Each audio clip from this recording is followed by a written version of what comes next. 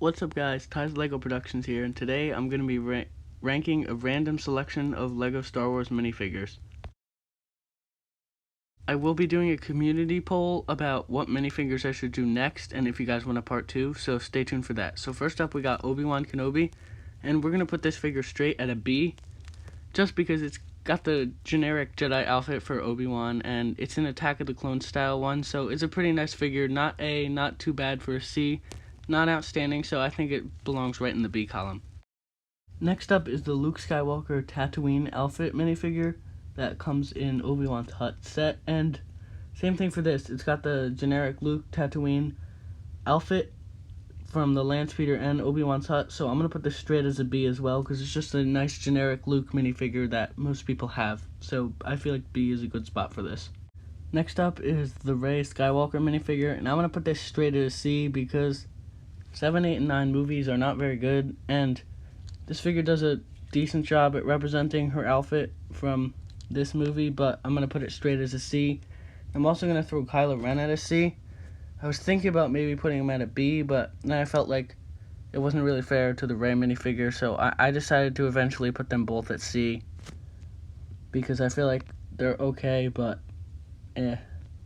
Next up is the First Order Stormtrooper, and I'm just going to throw this right into a B, because who doesn't love Stormtroopers or Clone Troopers from the movies? I mean, even though the movies weren't that good, the First Order Troopers were definitely a good part of it, and LEGO did a good job representing them.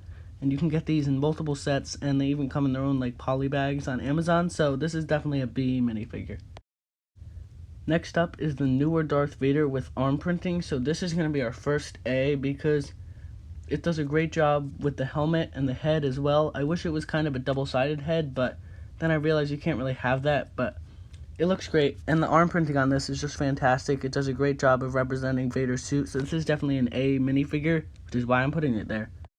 Next up is the Anakin from the Mustafar set, and I'm going to throw this right next to Vader at an A, because the detail on this figure is amazing, with like the cut-up outfit from the battle on Mustafar to show that he's been in the battle, with the double-sided head to show that he's angry and also has a straight angry face, and the hair on this is fantastic. This is just one of the best figures LEGO Star Wars has ever made to represent someone from a movie, and I think they did a really great job, so I'm going to leave this at an A. Next up we have Anakin from Attack of the Clones, which to my knowledge only came in the one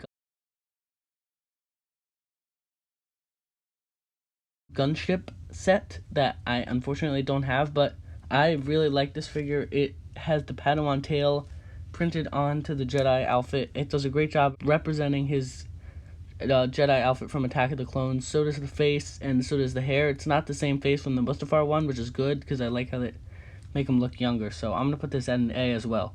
Next up, we have the Jango Fett minifigure, and I was really struggling to decide where to put this. I decided to put it at an S at first, but then I was torn between S and A, because it does have great detail for a figure from when the set came out in like 2002 or something. I don't know the exact date, if it was the year Attack of the Clones came out, but it doesn't have arm printing, but back then they couldn't really do that, so I decided to eventually end up putting it at S, because for that time, that is a very good minifigure, and you can only get it in a couple sets, and they did a really good job of representing Jango Fett.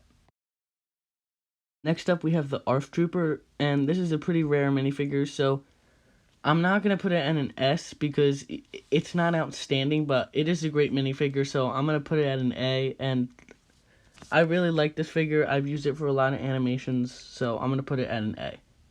Next up, we have Captain Rex, and this is just an amazing figure. It's the only Rex LEGO has made, and unfortunately, it's the only one they've made, but hopefully they'll make more, and even though it doesn't have all of his, like, features, it's definitely a great figure, so this is definitely going to go at an S. Next up is Darth Revan, and unfortunately, I don't have this figure, but it is just a legendary figure, and it comes in one poly bag, and it's worth, like, almost $300 these days, so obviously going to put that in as an S tier. I'm pretty happy with my rankings this time. Subscribe for a part 2, and stay tuned for the community poll on saying what minifigures will be in the next tier list. And if you disagree or agree with any minifigures, put that in the comments below. Subscribe.